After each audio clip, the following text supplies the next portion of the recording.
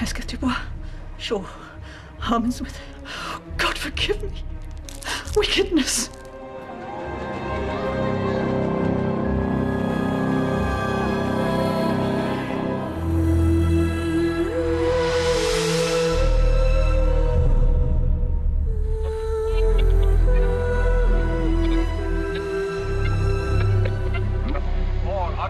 That man may question. You seem to understand me. By each at once her chappy finger laying upon her skinny lip. You should be women, and yet your beards forbid me to interpret that you are so. Speak if you can. What are you? All hail, Macbeth. Hail to thee, Thane of Glamis. All hail, Macbeth. Hail to thee. Thank you, lad. Thank you. Calder. All hail, Macbeth. Good evening, Mrs. Coppins. Thou shalt be king hereafter. Wickedness. Oh, God forgive me. Perhaps somebody could watch out for the ambulance. Tuckerton. Mrs. Davis. Delafontaine. Mrs. Davis. It's Father Gorman. Oh, there is much time. Wickedness. Such wickedness. I can't die like this. I must confess. Parkinson. Escaped du bois. Shaw. Harmonsworth. Tuckerton. Stopped. It must be stopped. I'll do everything that's necessary. Mrs. Davis? Mrs. Davis?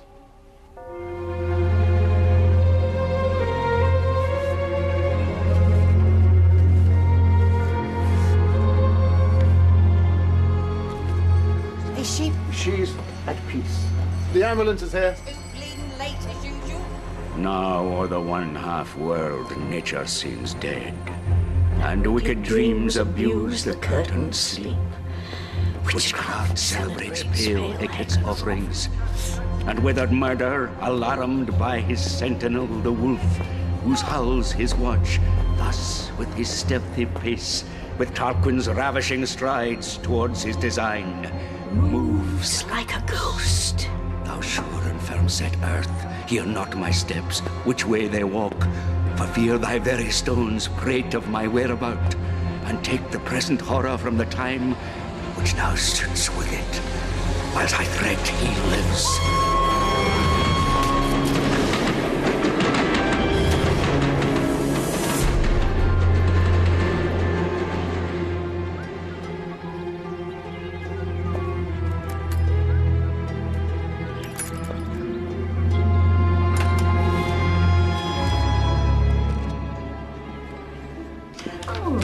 Thank you, Bertie, dear. That does look good. You've got a letter. Yes, so I see. London W2. Where's that? Paddington, I believe. Is it from a secret admirer? Hardly. Father Gorman's a man of the cloth, dear. So I hardly think it. Then the following, the safekeeping. How very strange. What's Rev 68, miss? It isn't done to read other people's correspondence, you know. No, miss. But what's it mean? Well, it's the Book of Revelation, chapter 6, verse 8. And I looked, and behold a pale horse, and his name that sat on him was Death, and hell followed with him. Don't like the sound of that. Well, it's the Bible, dear. I'm not sure you're meant to. Oh, good morning, Miss. Thank you, Billy, dear.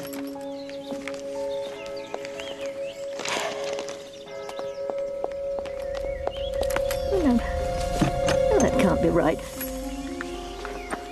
There must be a mistake. Miss? Whatever's the matter? Well, it's Father Gorman, the man who just wrote to me. He's been murdered. Inspector Lejeune, I've unseamed your padre for you, from knave to chops. Father Gorman. And? Well and truly coshed. First blow probably killed him, but whoever did it made sure. Nasty business. Nastier than you'd expect for robbery, Dr. Kerrigan? Was it robbery? Well, his pockets were turned out and the lining of his cassock ripped. Well, they couldn't have hoped for much. Parish priest, in my experience, usually poor as... Well. Quite. But they battered his head in to make sure. One would like to know why. Anyone come forward? Yes, as it happens, just about to take a statement. Dear Jane, I send the following for safekeeping. Ormerod, Sanford, Parkinson, Hesketh, Dubois, Shaw, Harmonsworth, Tuckerton, Corrigan, Delafontaine. Revelation 6-8 will telephone tomorrow evening and explain. Yours affectionately, Patrick Gorman. What do you make of it? Apart from the biblical reference, I'm not quite sure what to make of it yet.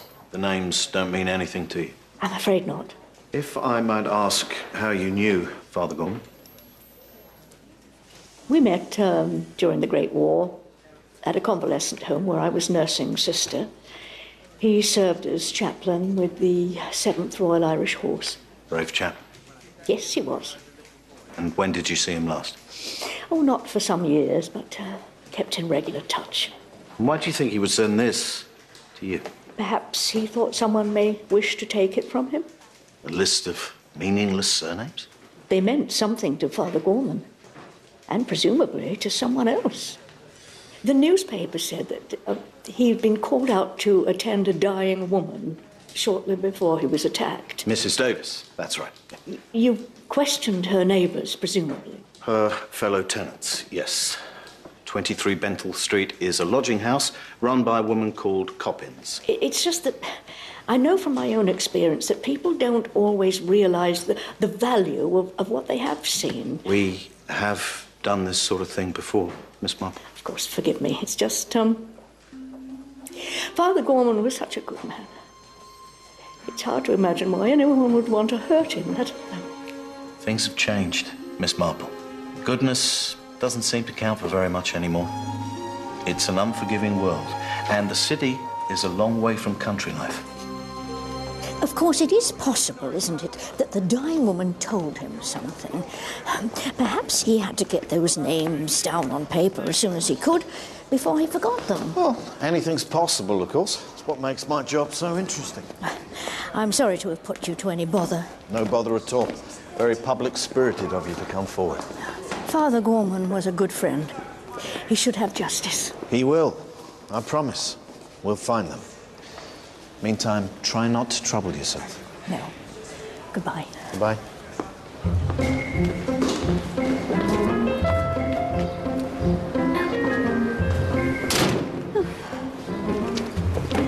The officer said Paddington Station, ma'am. Yes, thank you.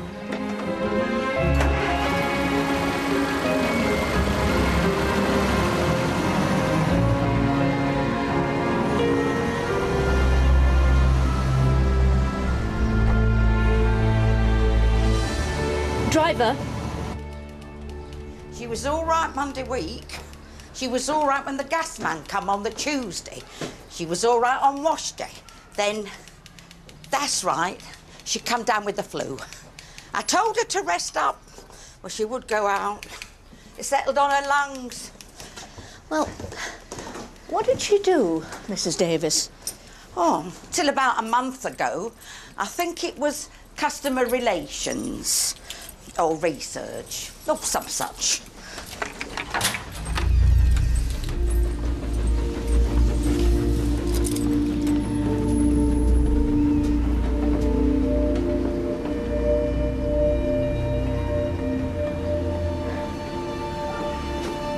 Had she been with you long, Mrs. Davis? About 6 months. Paid her rent regular. Seemed like a nice, quiet, respectable person. Though what more I can tell you, I'm sure I don't know. Not that I wouldn't be willing to help if I could. Oh, thank you, but I do need help. Oh, women know, they feel instinctively so much more than a man can know. Don't you think? When you brought Father Gorman to her, was there anything they said that was perhaps odd to you? Oh, not odd, so much as... I heard her say something about wickedness. Wickedness? Did she? Yes. Well, they have to confess, don't they? Romans, before they die. So I suppose that was it. Was she an unhappy woman, do you think? Oh, I wouldn't say so. Business-like she was, methodical. But nothing worrying her that you knew of? No. No. No. But there was that one time, well, about a month ago, she was in the hall by the mirror putting a coat on for work. If things aren't all they should be, it's better not to know, don't you agree? I'm sure that's right, dear.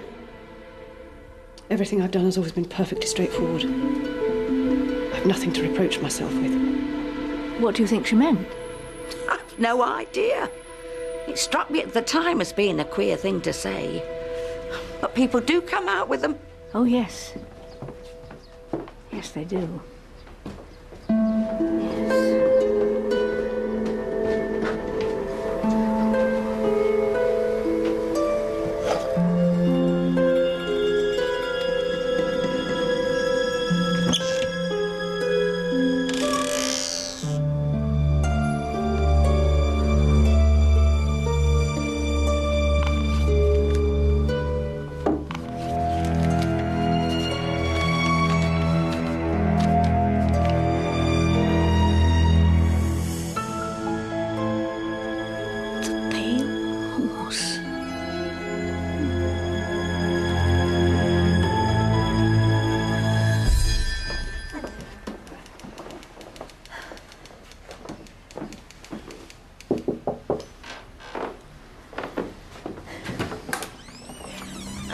Mr. Osborne? Yes? Jane Marple.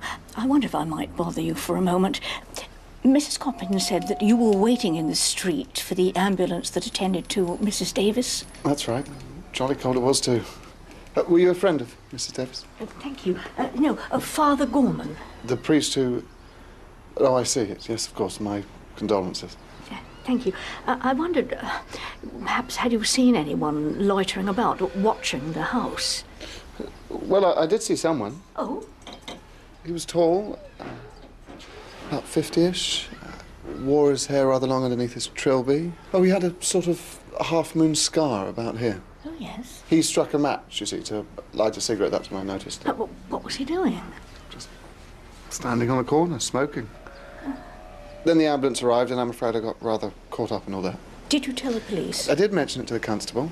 Not that he paid it much mind. They seem to think it's a straightforward case, Father Gorman. Robbery. Yes, they do, don't they?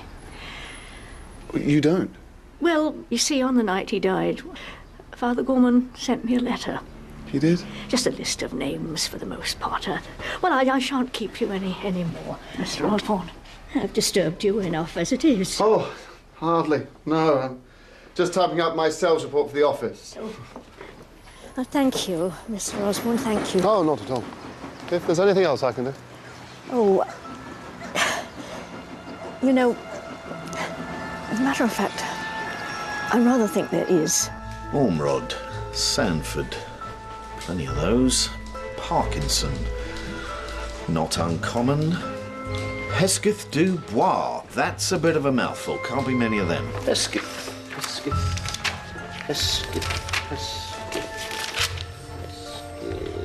Ah, here we are. Hesketh du Bois. Lady, no less. Only one in the book.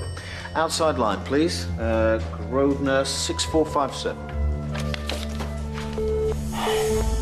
Engaged. Oh, good afternoon. Is that Lady Hesketh Dubois' house? Yes. May I speak with her, please? Lady Hesketh Dubois passed away. Oh, I'm sorry. When was that? 6 months ago, earlier this year. Oh, well. To whom am I speaking, please? This is Mr. Mark Easterbrook. I wonder, could you tell me, do you remember her ever mentioning a place called the Pale Horse in Much Deeping? Not to my knowledge, no. No, I see. Well, I'm so sorry to have troubled you. Thank you very much. Bye.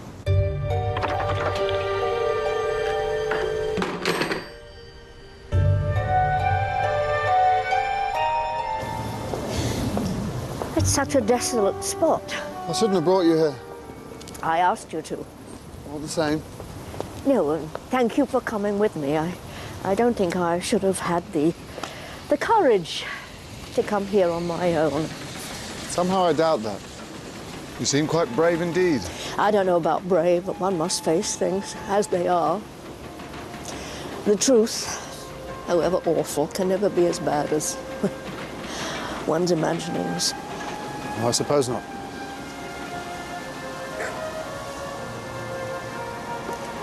Did you know her well, Mrs. Davis? Only to nod to her in the hall, I'm afraid. She seemed perfectly nice, though. What makes you ask? I just wondered if you'd ever heard her mention the pale horse. A pale horse? No, I don't think I... No, not a pale horse, the pale horse. Can't say as I did. What is it? Well, I believe that it's a little hotel or inn of some kind in a little village called Much Deeping in Hampshire.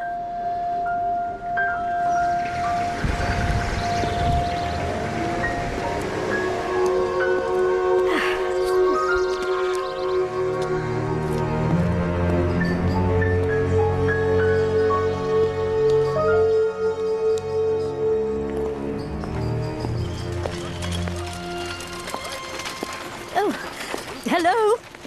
Hello? Back in there.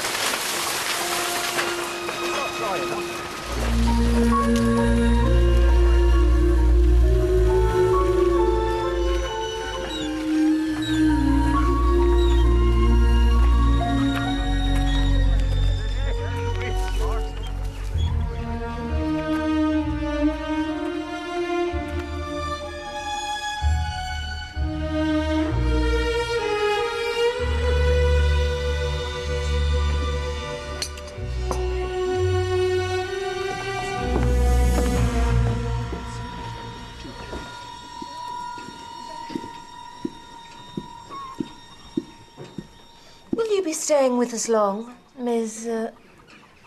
Marple? A few days, I think, Miss... Down 4 days. You're down for the burning, are you? The burning? Well, each year the village celebrates the witch trials, 1664. It does tend to draw the crowds. Ghouls. I can't say I approve, but it helps keep us afloat. Those are grey. Proprietrix of the Pale Horse. Jane Marple, how do you do? Room 5, please, Sybil. Bella will take your luggage.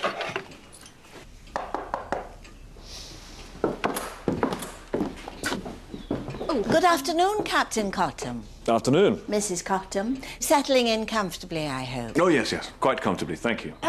Your cleaner, Bella, isn't it? Well, she came in yesterday to do the room. Yes. Well, we had the do not disturb sign on the door, and my husband likes to take a nap between 2 and 4, so if you could... I'll speak to her about it, of course. Thank you. See, only have to ask. Captain and Mrs. Cottam are local residents, rather awfully. They had a fire last week. Oh, dear. Yes, I see. How unfortunate. Yes. So they're staying here with their housekeeper, Mrs. Harsnett, until their place is repaired. Mm-hmm. We're giving them a rate, of course.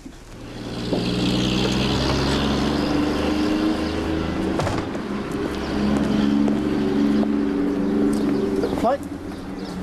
Mr. Easterbrook? Yes? Lejeune, sir. Frank Lejeune, 617 Squadron. Lejeune? Well, I never. Hello, old man. How are you? Very well, thank you. Well. Good old Frank. So, what are you up to these days? I'm a police inspector. Heavens, there's a thing. For my sins. Well, other people's, sure. As often as not. I read your articles now and again. Oh, do you? I enjoy them very much. It's good of you to say so. Probably too late to say now, but I was very sorry about your wife. Thanks, that was... So, what brings you down here? Well, I was hoping to have a quick word with Lady Hesketh Dubois. She does live here. She did? Why? What's all this about? Just following a lead. Well, I'm sure I can tell you what you need to know. She was my godmother. Was? Yes, she died quite recently. Is something wrong? That's what I'm hoping to find out. What brings you to Much Deeping, Miss Marple? How'd Outside of the burning, I'm afraid we have very few visitors these days. Oh, really? It was different in the old days. There was a regular clientele, commercial travellers and the like, but since the bypass went through, I'm afraid we've become something of a backwater. Oh, indeed, that is a shame. Oh, but how did I? Well, actually, the Pale Horse was a recommendation. Indeed. Might I ask from whom? You might ask. As you wish. Oh, no, please, no, nothing mysterious at all. It's just friend of a friend. I'm afraid when you get to my age, names quite hard to place, Miss Gray. Of course. And it's Mrs. Gray. At least it was. He died. Oh, I'm very sorry. Oh, well. Now, the first sitting for supper is usually at 7:30, though with the burning, this evening we're laying on a running buffet from 7 in the lounge. I see. It's tonight, then, is it? The burning? It is. If there's anything else you require, anything at all, the telephone will connect you with reception. Meantime, I hope you have a very pleasant stay. Oh, I shall. Thank you. Yes, indeed. Thank you.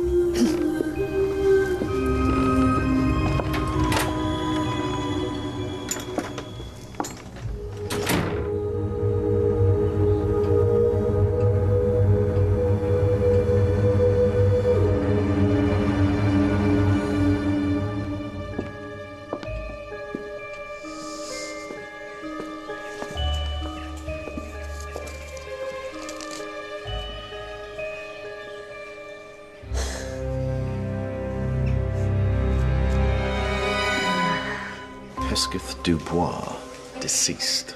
Seriously, Lejeune, do you really think this has a bearing on the death of Father Gorman? Possibly. Supposing that's the connection. What? You mean they're all dead? Shaw, Harmonsworth, Tuckerton. Let us take a few moments to remember Thomasina Tuckerton.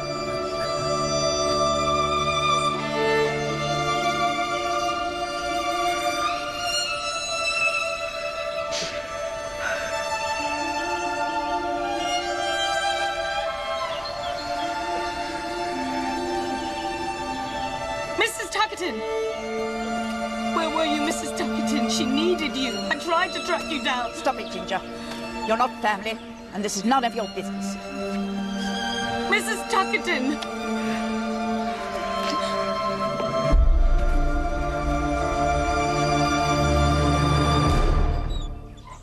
Oh, Miss Marple, what can I do for you? Well, I thought it would be useful to your inquiry to know that Lady Hesketh Dubois, one of the names on Father Gorman's list, died 6 months ago. Of an inflammation of the brain? Oh, you know then? Yes, I know. Rather more to the point, how do you? How do I?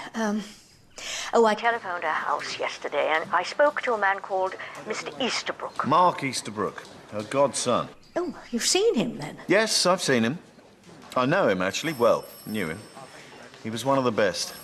Flew Lancs during the war, which is how we met. I was ground crew, you see. He's a historian now, English folklore. Is he? Oh, is he now? Miss Marple, I understand that Father Gorman was a friend, but this is a police matter. Oh, yes, absolutely, Inspector. It's just, she was a woman of means, I could imagine. Considerable means. Now, really, I must get on, and please, if there are any further developments, I will let you know.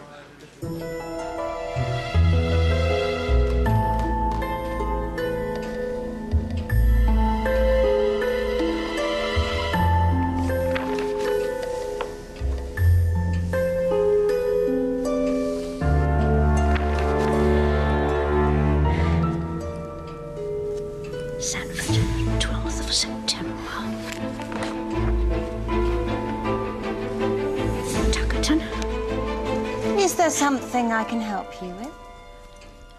I was just wondering how busy you were in the spring. You were thinking of coming back so soon? Well, it is such a lovely spot, even at this time of year. Oh, we like it. Yes. Have you been here long, Miss Stamforders? Yes, we've been here 8 years. Thursday and I bought the freehold in April, 47. We'd seen it the previous year on a walking tour. Really? Did you? But at the time, it wasn't for sale. Do you think it would be beyond the realms of possibility that I might get a drink? Is Mrs. Gray not in the bar? Not unless you've cast an invisibility spell on her. Apologies.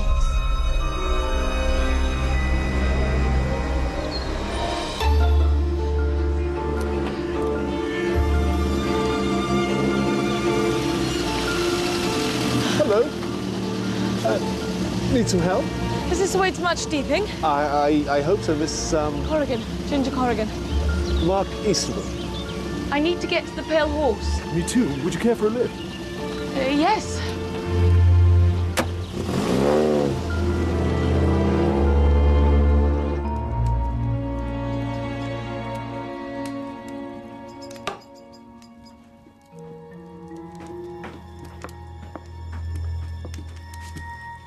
I'm afraid Mr. Venables can be something of a tartar if he doesn't get what he wants exactly when he wants it. I expect it's on account of his polio. It's something I can get you. Yes, a blackcurrant cordial would be nice, thank you. Damn it, Cottam, I've warned you before about your bloody animal. All right, steady on. Good dog shot. Tell you, if I see it sniffing around my place again, I won't be responsible. Like you wouldn't be responsible for the fire at my house. What the bloody hell are you talking about? I'm not going to sell, I've told you, no matter what tricks you get up to. What are you talking Come about? on, you might have money, Venables, and good luck to you, but it doesn't mean you can have any damn thing you want. All I'm saying is I wish you'd keep your bloody dog under control. Stupid bitch is a menace. Look, I know you've had a few, but would you mind watching your language in front of my wife? My apologies. Quite.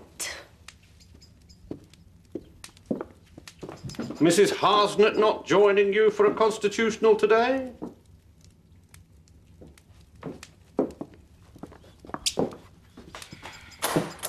Sorry, never a dull moment. Oh, you were going to tell me about how you and Mrs. Gray came to the Pale Horse. It was a bad winter. The village had been cut off by snow, and the landlord's wife. Yes. He'd been called to market basing, you see, the landlord. Had he? Yes, yes, I see. Found her at the bottom of the stairs. A fall, they said. Though I should think it was the cold that did for her in the end. How terrible. All that time in the dark. And the pain. Well, a broken pelvis. You can imagine. The cold seeping into her. But come the thaw, he put the place on the market. And here you are. Yes.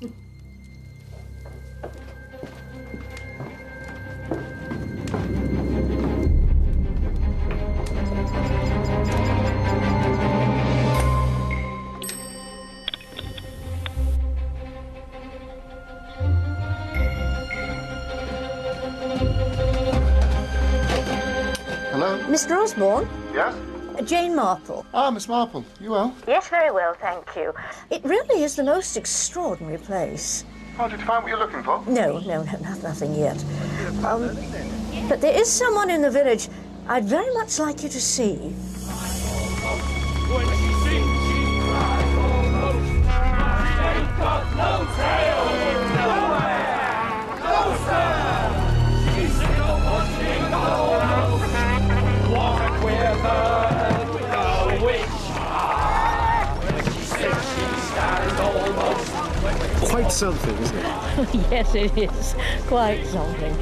Mr. Eastwood. Mark Eastwood. Jane Marple. How do you do? May I introduce Miss Corrigan? Ginger, hello. It's my first time in much deeping. Thrilling, isn't it? Rupert Cottam, how do you do? Hello, how do My you wife Kanga. How do you do? Housekeeper, Lydia Harsnett. Hello, how do you do? Do you live in the village, or are you just down for the burning?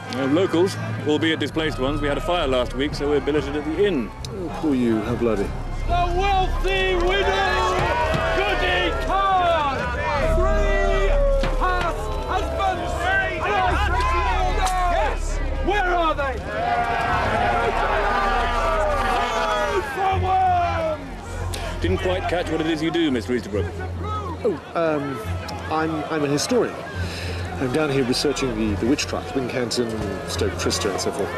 Have you anything to say? I'm innocent. And we say to you...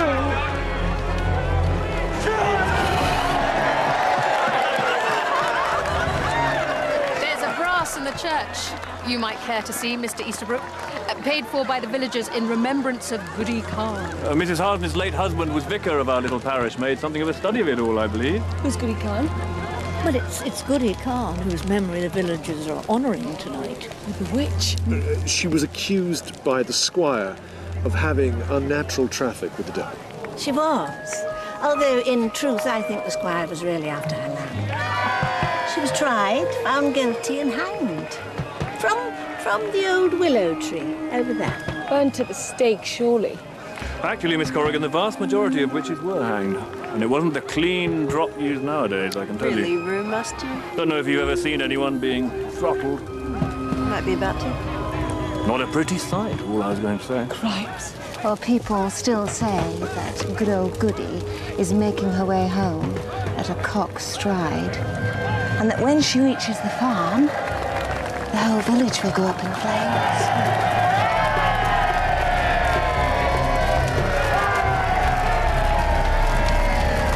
But to be honest, I've seen enough fire in the last 2 weeks to last me a lifetime. So, same with you, I'd like to go inside or do something I regret.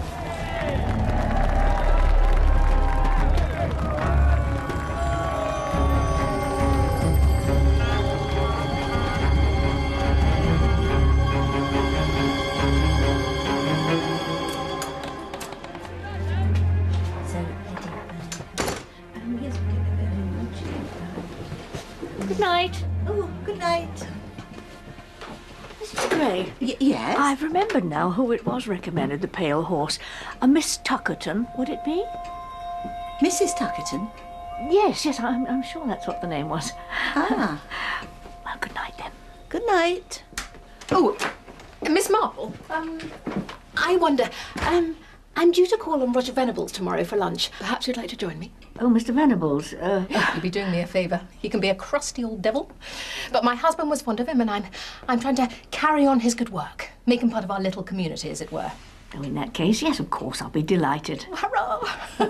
I'd be grateful if you didn't mention it to Captain and Mrs. Cottam. They don't really get on with Mr. Venables. Oh, so I gathered. They wouldn't really like it if they thought I'd been fraternising. Of course, of course. Good night, then.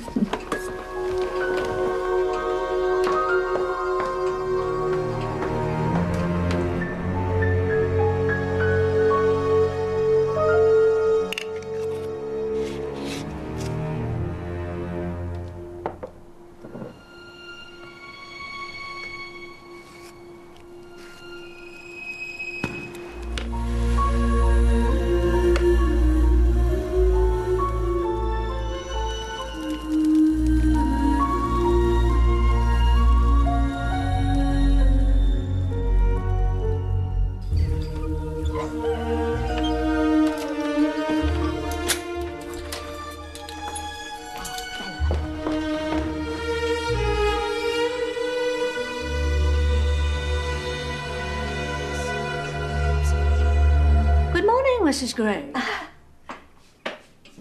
I think perhaps you have some gift for clairvoyance. Oh, no, nothing so exotic, I'm afraid. Just a keen sense of smell. Well, unless I'm much mistaken, that's eau de nuit you're wearing? I hope you'll forgive me, but I had the idea, Bella had it too, that you might need us. Need you, Mrs. Gray? Sybil thinks you came here to find us. She's seldom at fault. And why would I want to find you?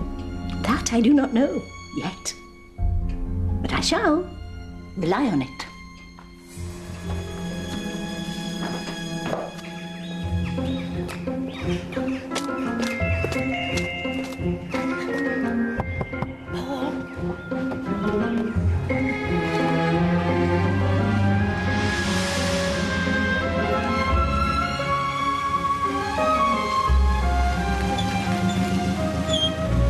Last night at the burning, you're sure it was him, Mr. Venables? Yes. Well, heaven knows what he's done to himself since. Oh, the wheelchair. Huh? You know, from all I can gather, he's been unable to walk for some years. Really? You sure? I could have sworn that was the man I saw. Could you have been mistaken, perhaps? I could have. It's possible. Unless he has a twin brother, now that would be an answer. In fiction, perhaps, but in real life it doesn't happen, you know, it really doesn't. No. I expect not. I'm sorry. I can't help but feel like I've wasted your time. Oh, no, please, don't think that. Not at all. Your father, Gorman. Someone should answer for it. They will. They will. And I think it's possible that Mrs. Dejvis may have visited the Pale Horse. And what makes you think that? I found a list of names which matched those sent to me by Father Gorman, concealed in one of Mrs. Davis's shoes, of all places. Miss Marple, that's evidence. Oh, it is, Inspector. But more importantly, that list was written on headed notepaper from the Pale Horse. Please, don't tell me you have taken it upon yourself to go down there. I'm afraid that would be an untruth. But you see, the names on Mrs. Davis's list have dates beside them which match certain entries in the hotel register. Do they? Well, I certainly think you might be onto something. Oh, do you think so? I do, but please, do nothing further. Well, I'm sorry, Inspector. It's a very bad line. I didn't quite catch that. Oh, well, there go the pimps. I haven't any more money to put in.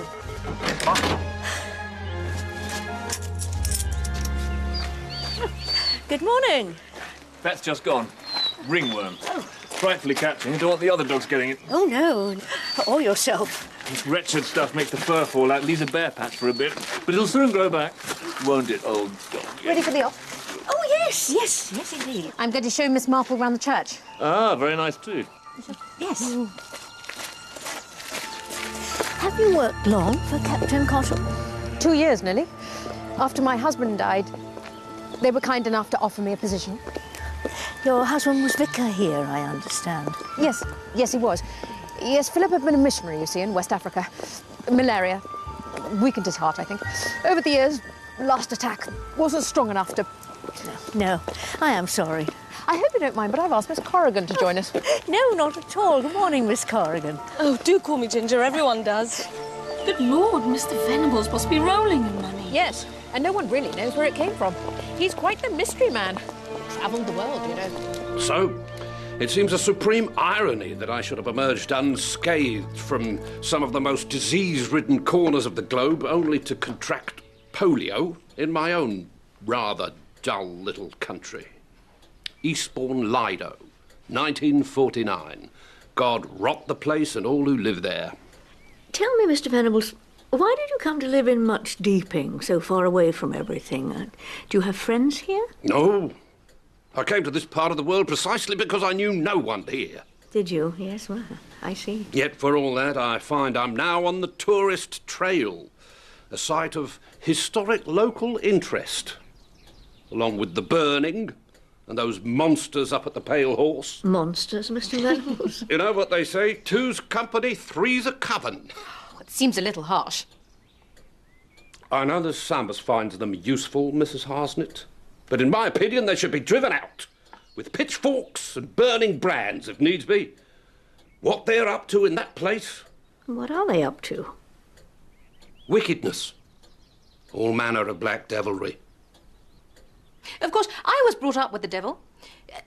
Believing in him, I mean. And, you know, he always did seem to me so silly. With hooves and a tail. Capering about like a ham actor. Call me old-fashioned, but I really can't go along with this modern playing down of evil as something that doesn't really exist. Wouldn't you agree, Miss Marple? Oh, yes, indeed I do. And evil is powerful, sometimes more powerful than good. It's there. It needs to be recognised and fought. Fought, Miss Marple? Otherwise, we go down to darkness.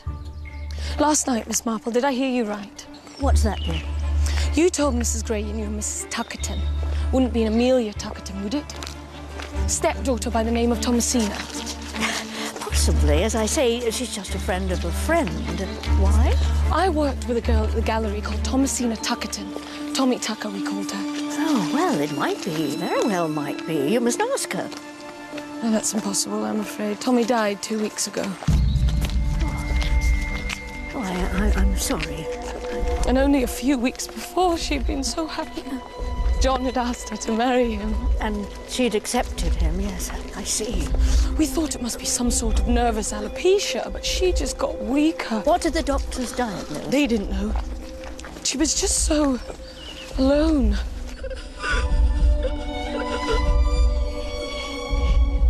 Her stepmother was on a cruise, so there was only me and John to look after her. And then, in the end, only me. She didn't want John to see her like that. Where was her father? Oh, he died himself less than a year ago, not long after Tommy's 19th. I finally ran her stepmother to ground in Rio. It was all I could do to persuade her to come back for the funeral. There was bad blood between them. She said John was only after Tommy's money. She was a wealthy girl. Well, she would have been. Her father left her a fortune to be held in trust until Tommy was 21, or until she married. Yes, that is so often the way. It goes now, I suppose, to the stepmother. Yes. Yes. That, too, is so often the way. There you are. I was wondering where you'd gotten to. Why? What's to do? Well, Mrs. Gray's showing Mr. Easterbrook some of her books, and as a consequence, we've been invited to tea in her sanctum sanctorum. Apparently, it's in the old courthouse where Goody Khan was tried.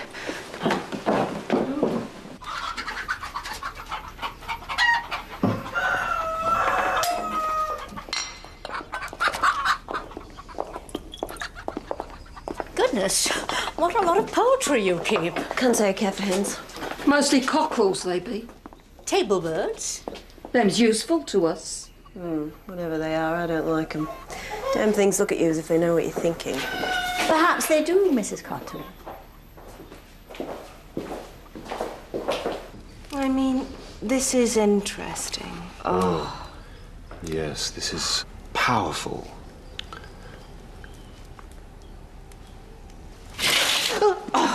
Honestly, Thurza, I do wish sometimes you'd knock. I'm surprised you didn't divine my presence, Sybil dear.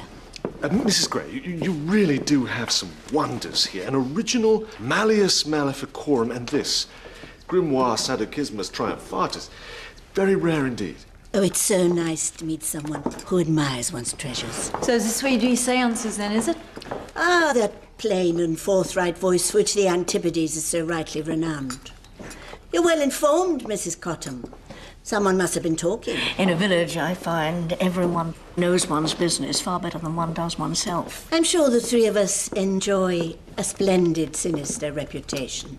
Done all you want. Yes, thank you, Bella. That'll be all. Give it here. I'm sure someone will have told you. Bella is the local witch. Really?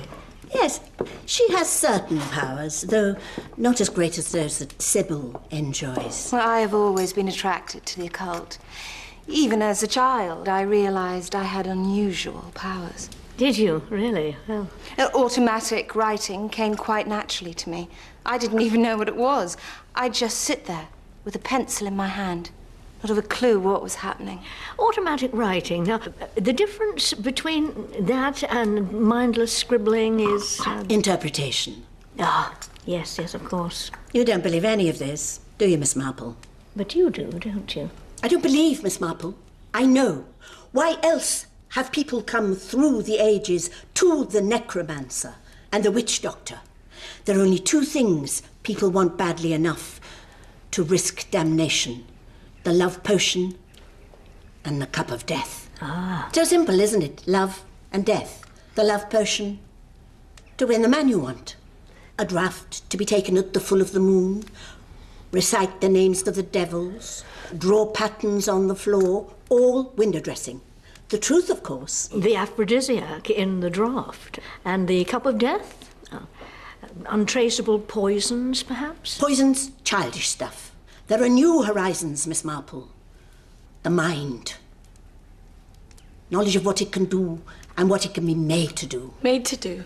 Influence your subject to commit suicide, is that it? No. The psychologists have shown us the way. The desire for death. It's there in everyone. And that desire can be stimulated. You don't need to kill your victim. All you need to do is will him to death. Can you do it?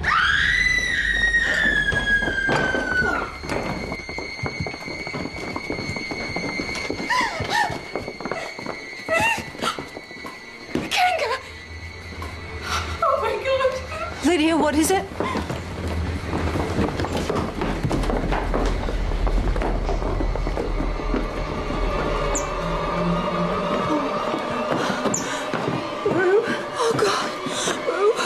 What's wrong with him? What happened here? Oh, my Rue, darling.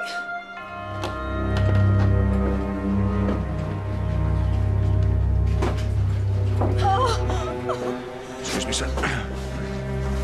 Good heavens, Lejeune. What are you doing here? With you in a moment.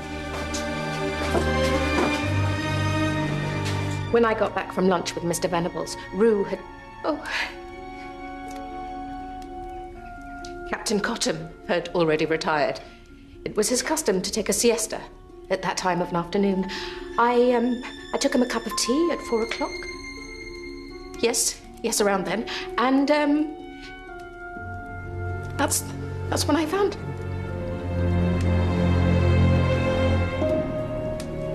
Rupert was in the garden with the dog. That was the last I saw him. He was so full of life. We were so happy. And I wasn't even there. I wasn't there.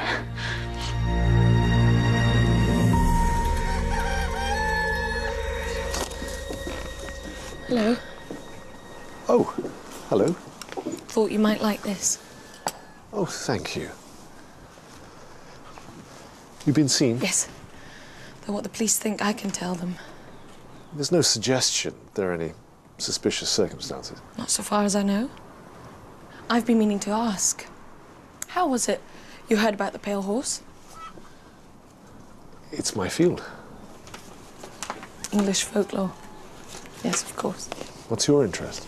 Oh, just bad old curiosity. I'm not sure I believe that for a moment. In fact, you strike me as the sort of young woman who's never had an idle thought in her head. I'll take that as a compliment. You should.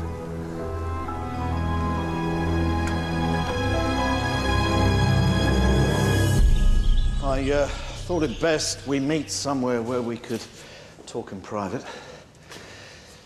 Now, I've asked the local pathologist to pass his findings on, but first impressions are Captain Cottam died of natural causes. Natural causes? His heart. It would appear he'd been exerting himself, after a fashion. I understood he'd gone for an afternoon nap. It's possible he may not have been having 40 winks by himself. Oh If you yes, well, I see. I must say, I thought there was rather more to their arrangements than simple housekeeping. Yeah, and Mrs. Cottam party to it, would you think? I would think so, wouldn't you? Goes on, Miss Marple. You only have to read the Sunday papers. But it doesn't mean there's anything sinister about it. Look, I'm sorry. I know you've the best of intentions, but the long and the short of it is, I can't go poking my big London nose into Hampshire police business because you've got a feeling it isn't done. No, of course. Mind, you could have knocked me down with a feather running into Mark Easterbrook against us. I'll admit it's a rum go finding him down here. Not that I'm suggesting he was involved with what happened to Father Gorman in any way. No, of course not. But it is a long while since you've seen him. The man you knew. He does seem changed. But he's more caused than most. Maybe since Isla. His wife. Whirlwind romance, head over heels. Whisked her off to Italy for a honeymoon, Amalfi Coast. Car accident. Brakes failed. She was killed outright. I imagine Mr. Easterbrook was lucky to survive. She was with a friend. Ah. Local police tried to pin it on Mark, of course, jealousy, but it didn't stick. Anything in it? I'd have sworn not, but given the right circumstances, who knows what a chap might do. Tell me, Inspector, have you ever heard of a physician called Sir William Dugdale of Harley Street? He's a nerve doctor, isn't he? So I believe. Yes, we use him sometimes if one of our men goes down with a bad case of the jitters. Why? What about him? Perhaps you might like to ask him about one of his patients, name of Venables, Prize Court. Much steeping. Goodbye, Miss Marple. Goodbye. Miss Marple. Oh, Miss Corrigan. You said evil had to be fought. Otherwise, we'd go down to darkness. Did you mean it? Every word. Is there something you'd like to tell me, perhaps? Yes. About your friend, is it? Tommy Tuckerton. You're worried that her death was perhaps not entirely a natural one.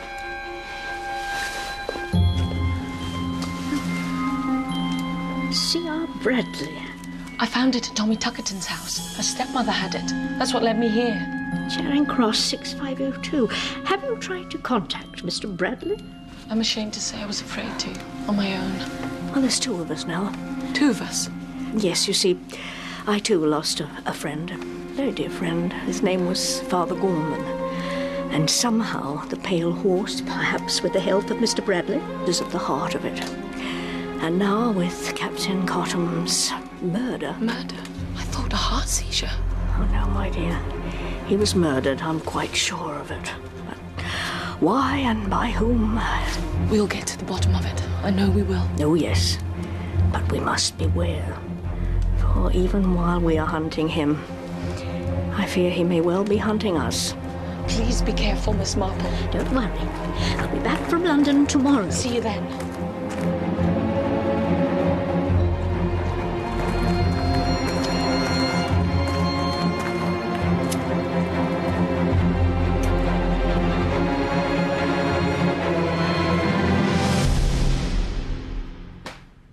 Oh, dear lady. How may one be of service? Oh, thank you. Well, I'm not sure how this is meant to work, Mr. Bradley. I suppose the first thing to ask is how much? Dear me, I see. Yes. That's not how we go about things. Dear me, no. No, we haven't introduced ourselves yet, have we? I don't think I ought to give you my name. Oh, cautious. Yes, I like that. Yes, admirable quality. But I think we may allow ourselves a moment's candor. Who has it sent you to me? Let's just say a friend of mine has a friend who has a friend. Quite. You know my calling, I presume. Turf Commission agent. Interested in horses, perhaps? Betting? Any particular horse you had in mind? A pale horse? Oh, very good, very good. Excellent. Oh, you yourself, if I may say so, seem to be rather a dark horse. Let me assure you that there's no need for any anxiety. I'm a lawyer myself. Disbarred, I understand. Unfairly, of course. Just so. But disbarred or not, I do know my law. And everything I recommend here is perfectly legal. It's a question of a bet, you see. A bet? That's right. A man, or in your case, mutatis mutandis, a woman, can bet on anything he pleases. Whether it will rain tomorrow, whether the Russians can send a man to the moon, or whether Mrs. X will die before Christmas. You follow? Look, correct me if I'm wrong, but I keep thinking I saw you at Kensal Green Cemetery the other day. You did. I would have mentioned it myself. But running into you again, I didn't want you to get the idea I was some kind of oddball, you know, following you. What were you doing? I was visiting my late godmother, Min, more properly, Lady Minerva Hesketh Dubois. She died earlier this year. Let's assume a hypothetical case.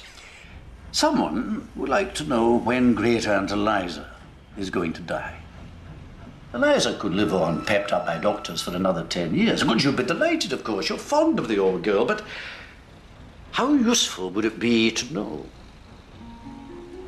You follow? Oh, yes. And that's when yours truly comes in. You bet me a certain sum that Aunt Eliza will be hale and hearty until Christmas. I bet that she won't. There's nothing against that, is there? She was a decent old stick. Good innings, mind. 71. But she went through it, poor thing. I mean, it was quick as you like, but all over in a week. You wouldn't let a dog suffer like that. She wasted away to skin and bone. Her hair. Her hair? Well, just came out. Clumps. Dignity. You know, for a woman especially, crowning glory when all's said and done. No matter how old you are. You were fond of her? Yes. Yes, I suppose I was, rather. She was always there when things got bad. Did they get bad often?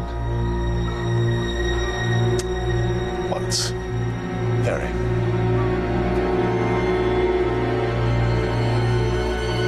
We draw up a contract, sign it. I give you a date. I say that a fortnight from that date, Aunt Eliza's funeral service will be read. You say it won't. Supposing you lose. Well, I pay up. Naturally. And if you lose... Supposing I don't pay up. I really shouldn't advise that. I'd like to think about it. Of course, by all means, yes. Never rush into anything. No, if you decide to do business, you come back and we'll go into the matter more fully. No hurry in the world. No hurry at all. Where does the pale horse fit in? More things in heaven and earth, Horatio, than are dreamt of in you. Don't ask me how they do it. I don't know. Rest assured, whatever it is they do, it works.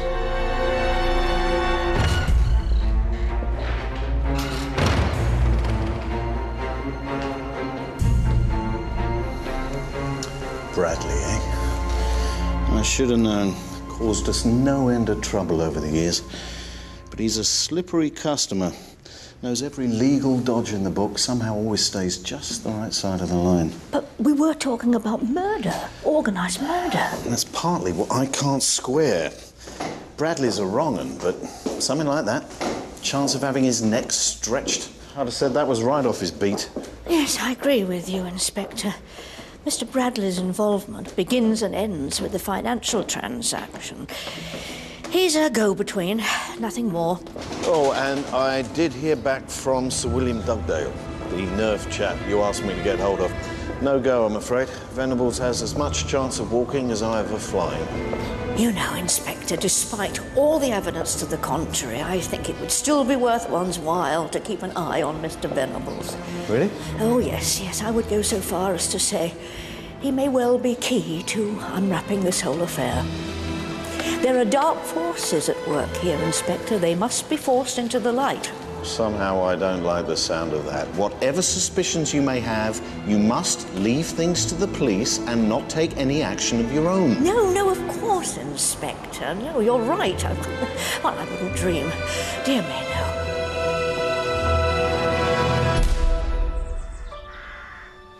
According to the tale I put on Bradley, he left yesterday in his lunch hour to deliver a letter to an office on the other side of town. And the place looked derelict, but we've run it down. Registered offices of Customer Reactions Classified. Some sort of market research outfit. The Registrar of Companies lists the director as an Ian Morris Noon, with an E. Oh, well, it would be, wouldn't it? I mean, it's a front, obviously. But Ian Morris Noon. I am Noon. I am no one. Or I'm number one, both, probably. Well, a man's got a sense of humour, then. And it would seem to confirm your instinct that Bradley's just the middleman. Forgive me, but wasn't there some mention of consumer reactions with regard to Mrs. Davis? Yes, but the neighbours say that no one's been near nor by the office in months. You really think that Pale Horse is connected?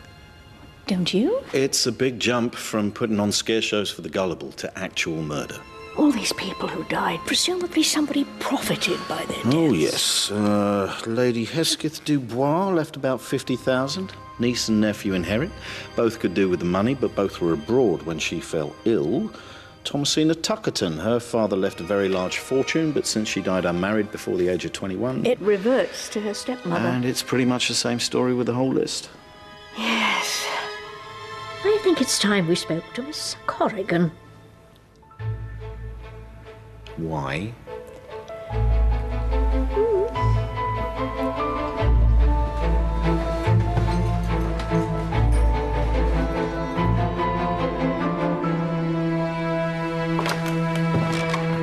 Good heavens.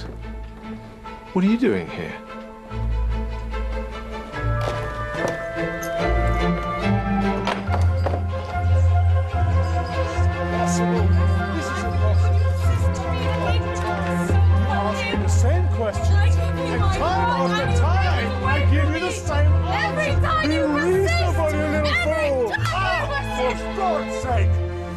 For God's sake, woman! You take it! I cannot handle anymore! You will pay for that!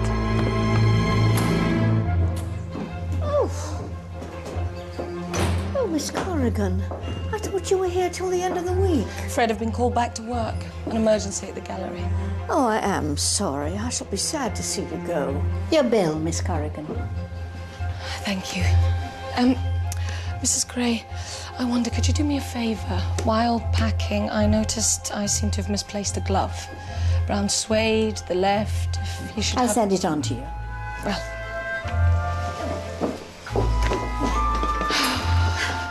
Goodbye, then. Bye-bye. Goodbye. Safe journey. Oh. Miss Marple.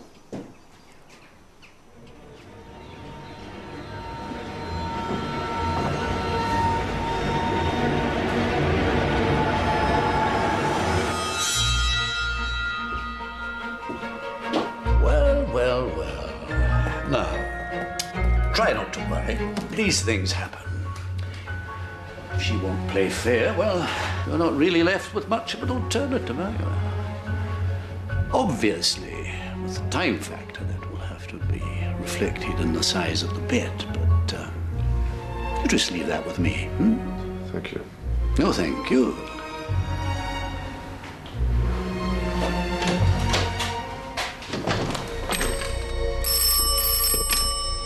The Pale Horse? Oh.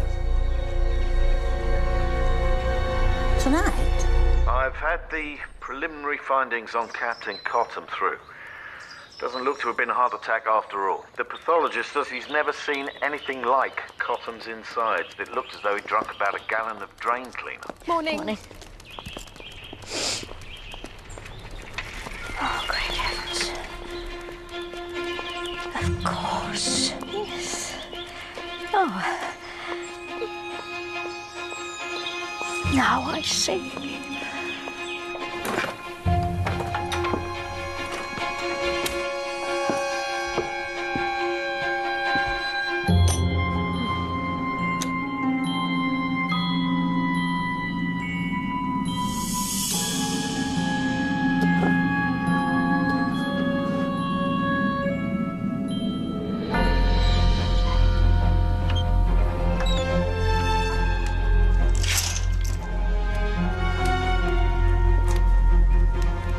Once the invocation is completed, there can be no going back. Death will have its dominion. You are resolved. Very well.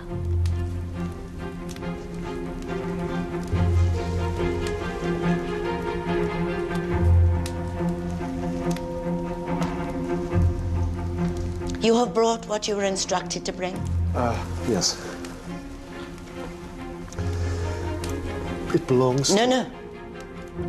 No names.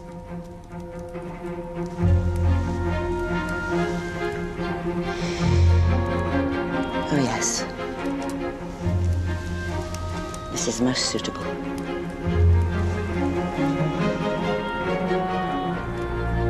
The physical emanations of its wearer are very strong.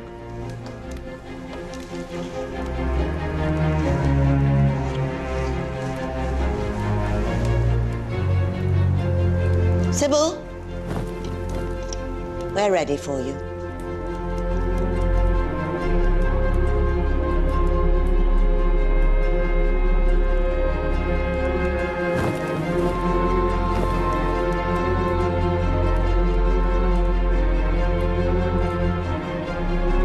I must impress upon you the necessity of remaining absolutely still.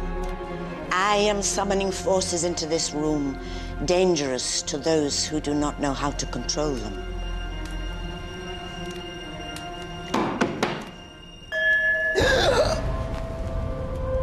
I am here. Is that you, Macandal? I am Macandal. Are you prepared, Macandal, to submit to my desire? I am. The dead must be sent to cause death. It shall be so.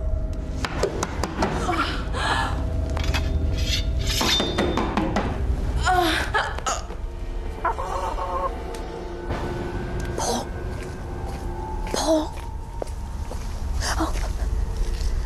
Well, did you get a look at his legs? No, I didn't, but I think I know how he's been doing it. You do? Yes, let's just watch for a while.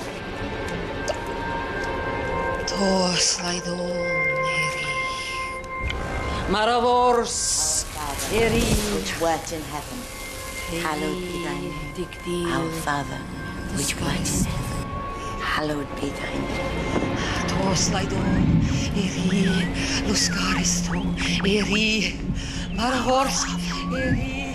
Which wert in heaven, hallowed be thy name.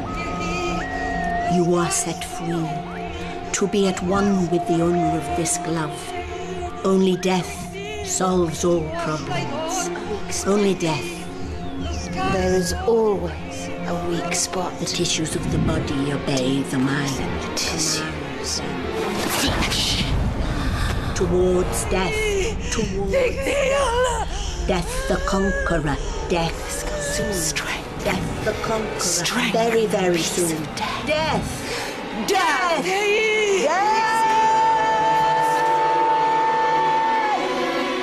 What if he had a twin brother, you said?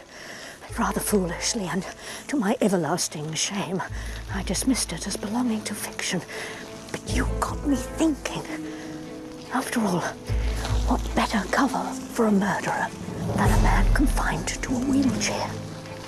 I don't understand. How did he manage to fool the doctors? I mean, he really does have a twin. Oh, no. Nothing like that. But just suppose Mr. Venables had made contact with a genuine polio case. Someone in poor circumstances to whom he made a proposition. Look. Oh, look. Just as I thought. Well. Brilliant, Miss Marple. You see? It's the genuine sufferer passing himself off as Mr. Venables, who visits the Harley Street specialist to be examined. And there you are. As far as the world is concerned, Mr. Venables is a hopeless invalid, while in truth, he's able to come and go as he pleases. I thought there had to be an answer of some sort, but do you think it's enough? I mean, it's just my word. Well, we'll have to see what Inspector Lejeune says, but I suspect we may yet have to make a little magic of our own in order to expose him.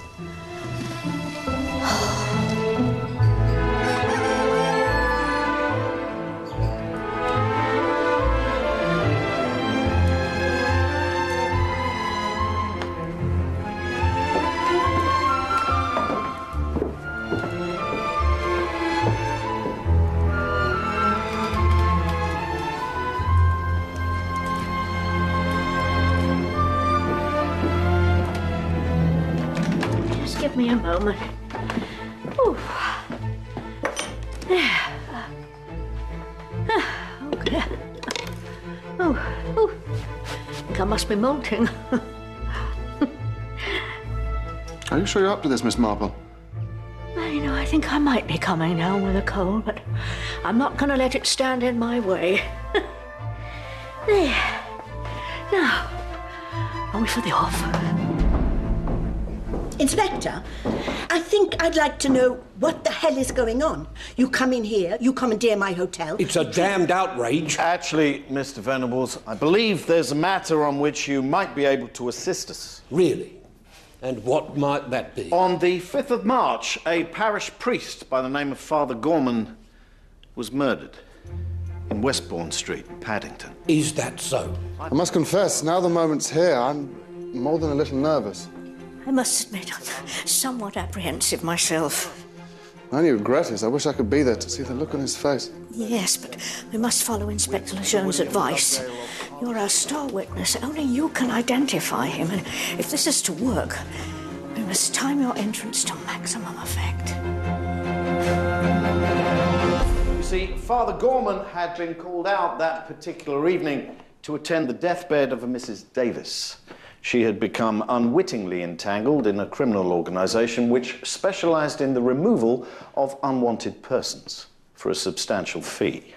These removals were ostensibly brought about by what might be called psychological means, so the victim dies a perfectly natural death. Do you really believe that? The headquarters of this organisation is said to be a place called the Pale Horse. Thurza Gray's nonsense. You really believe she spouts some mumbo-jumbo and as a result somebody dies? Oh, no, Mr. Venables. Cause of death is much simpler than that. Thallium poisoning. What did you say? Poisoning by thallium salts. Only the killer was at pains to disguise that fact. And what better method than a pseudo-scientific psychological setup, full of modern jargon and reinforced by old superstitions? Thallium salts is, I don't think I've heard of that one. No, it's extensively used as rat poison, and more specifically for animals with ringworm. Odourless, tasteless, it's obtained quite easily. In fact, I think that Inspector Lejeune retrieved a jar of it from your house only this morning. I know nothing about that. Nothing at all. Oh, your enterprise is very well organised, Mr. Venables. Financial details arranged by a debarred solicitor, name of Bradley. Mr. Bradley has an office in town, and prospective clients who want rid of a wealthy relative for their own gain visit him there and do business. Well, that is to say, there is a bet made on whether someone will die within a stated period. When Mr. Bradley wins his bet, the money has to be paid over quite promptly, or something unpleasant is liable to happen. That's all Mr. Bradley has to do. Make a bet. Simple, isn't it? It would certainly seem so. Oh, it is so, Mr. Venables. For barring the depositing of certain monies, together with the name of the intended victim, to a certain address, that's the end of Mr. Bradley's role in the affair. Miss Marple. Thank you, Inspector. The client then comes here to the Pale Horse, where a show is put on by Mrs. Gray and her friends, which usually impresses in the way it's meant to. I hope you're not suggesting that I'm involved in all this. Oh, no, not at all. Well, not in the actual killing. Although that's certainly the impression you like to give Mrs. Gray, isn't it? Cat got your tongue, Mrs. Gray? I thought as much. For all that you enjoy letting people think you really do have power over life and death, like Bradley, your involvement was merely so much pantomime. Pantomime? Financially rewarding, no doubt, but pantomime all the same. How dare you? Oh, I dare. You see, this whole rigmarole you lay on down here is simply part of the murderer's grand design. It's a failsafe. Like Bradley, another way of keeping the real killer at one remove from everybody else. And if anyone should go to the police with wild tales of murder being committed by black magic, well, we'd as soon phone the funny farm as Scotland Yard. You mean people really have died? Oh, my God. We didn't know. Tell them, Thurza. We didn't even know who it was we were meant to be cursing. Well, not their names. And there was never any money involved. Tell them, Thurza. Oh, for God's sake, Sybil. How else do you think we've kept afloat since the bypass went through? Do you think all of this just pays for itself?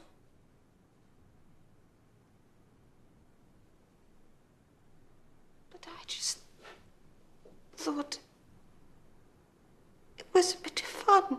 Fun, Miss Stamfordis. And now to the simple facts behind the scenes, as it were.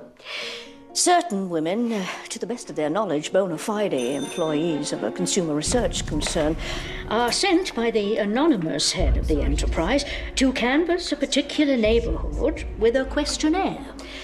What bread do you prefer? What toilet articles, cosmetics do you use? And so to the last step, the only action performed by the mysterious head of the enterprise himself. He may pose as a plumber, electrician, a workman of some kind in order to gain entry. But whatever his role, his object is simple. Replacing an article he knows by means of the consumer research questionnaire that his victim uses with a poisoned substitute, which sooner or later does its deadly work. The victim falls ill, a doctor is called, but sees no reason to imagine anything untoward. You see, but for the hair loss, thallium poisoning looks like nothing more than a natural death. You see the beauty of this scheme, Mr. Venables? The only person who knows what the head of the organization actually does is the head of the organization himself. There is no one to give him away. No one to give him away? What utter tosh. What about Bradley? What about the witches? Neither Mr. Bradley nor anyone at the Pale Horse so much as even know his name, never mind what he looks like. You see, that's the key to the whole operation. Mr. Bradley's handsomely paid, of course, as is Mrs. Gray. But so far as the world is concerned, the man behind it doesn't even exist. So how do you know so much? There's nothing so reliable in court as the testimony of an eyewitness. For example, Mr. Venables, this gentleman here is willing to swear he saw you following Father Gorman on the night of the 5th of March. I did see you. I described you, exactly. Didn't I, Miss Marple? Yes, you did. Rather too exactly, perhaps. Because I'm afraid you didn't see Mr. Venables that night you were waiting for the ambulance. What? Let me introduce you, Mr. Venables, to Mr. Paul Osborne, late of Benthall Street, Paddington. You'll feel a personal interest in him when I tell you that Mr. Osborne, who, like yourself, has been under observation by Inspector Lejeune for quite some time, was unwise enough to plant a jar of thallium salts in your house. Only this morning. Oh, I didn't. Be quiet. You see, not knowing of your condition, Mr. Osborne amused himself by casting you as the villain of the piece. Miss Marple? And being a very greedy, as well as a very vain and very stupid young man, he refused to admit he'd made a mistake. Worse, he tried to implicate you further by murdering Rupert Cotton.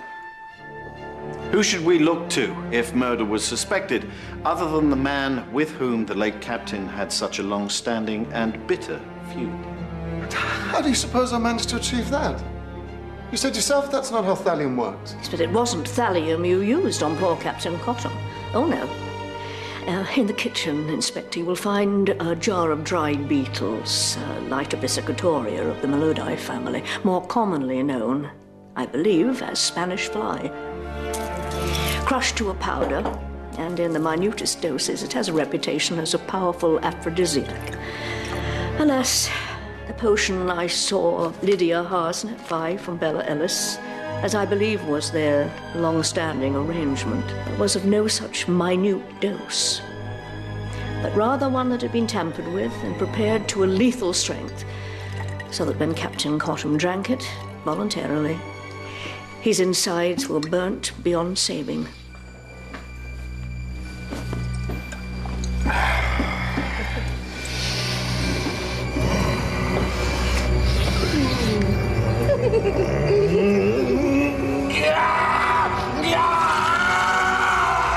that not the case, Mrs. Harsnett? Lydia? Kanga, I'm so sorry. Rue insisted. We'd used it before. Well, you know we had. You wicked, wicked boy! How could you? Even then, one couldn't be sure that Paul Osborne was the brains behind it all. The mysterious head of the enterprise. Not without saying how he was going about it. So, we asked Mr. Easterbrook to commission a little murder of our own. As Inspector Lejeune says, there's nothing so reliable as an eyewitness. Miss Corrigan? This brave girl put her life at risk. Is this the man who came to your door this morning to read the meter? Yes. That's a lie. It's her word against mine. You've not one whit of proof. Oh, we have.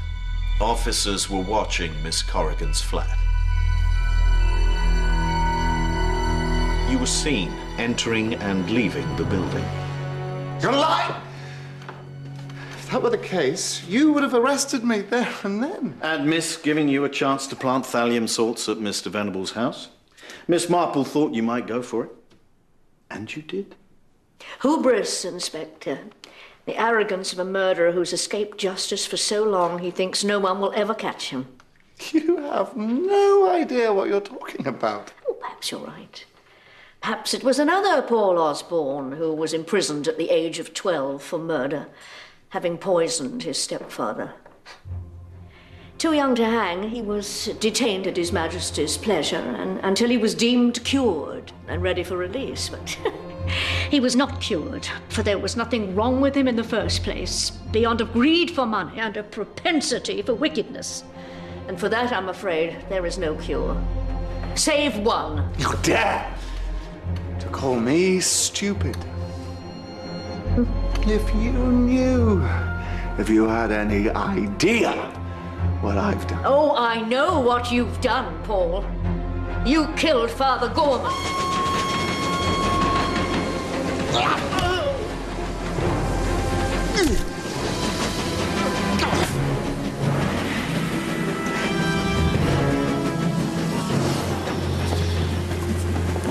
And now I know why.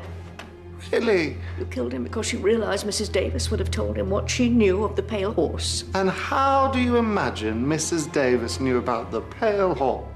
Oh, I imagine it began with something as simple as recognizing a client's name in the obituaries column.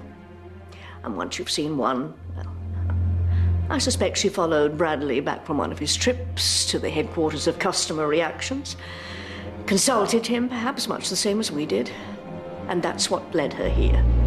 And well, you couldn't have that, so you poisoned her. You suspected Mrs. Davis knew the names of all the people you had murdered. Well, you were right. She'd made a list. You think you know it all, don't you? Oh, well, we'll see who has the last laugh. You'll be sorry. I presume by that you're referring to the pot of face cream I keep on the dresser? The one you laced with thallium? Well, fortunately for me, I'm rather set in my ways, and I always keep the labels on my potions turned towards me. It's so much quicker to see what you're looking for. But you're ill. As I said, I think I may well be coming down with a cold. Your hair. Window dressing, Mr. Osborne. As Mrs. Gray will confirm, the trick with magic is always to show the audience exactly what it is they expect to see. Now you see it. Now you don't. You are an interfering old witch. And I'll kill you! You won't be killing anybody, not where you're going. Get him out!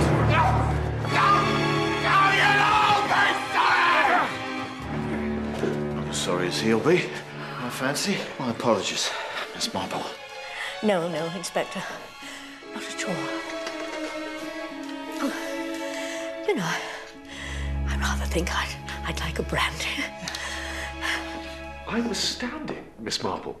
I had my mind firmly set on Mr. Venables. You might have given me a hint. Well, I couldn't afford to give any hints, I'm afraid. One has to play these things very close to one's chest. In truth, we didn't have very much to go on, which is why we staged things the way we did. With Mr. Venables' cooperation, of course. Most fun I've had in years. We had to lead Osborne up the path, then turn on him suddenly and hope to break him down. Look! Oh. Just as I thought. And it worked. When did you begin to suspect him? Well, it's extraordinarily difficult to make up a description of anybody. Try it. You'll find you're unconsciously describing someone you know or you've seen somewhere. I'd say Osborne saw Mr. Venables sitting in his car one day here in Much Deeping and was very struck by his appearance. But of course, if he'd seen him that way, he wouldn't have known he was confined to a wheelchair. And what about Thirza Gray's part in all this? Sybil Stamfordis and Bella. I wouldn't worry too much about them, Mr. Venables. I shouldn't be surprised if some dark and moonless night they just mounted their broomsticks and slipped quietly away. Cheers.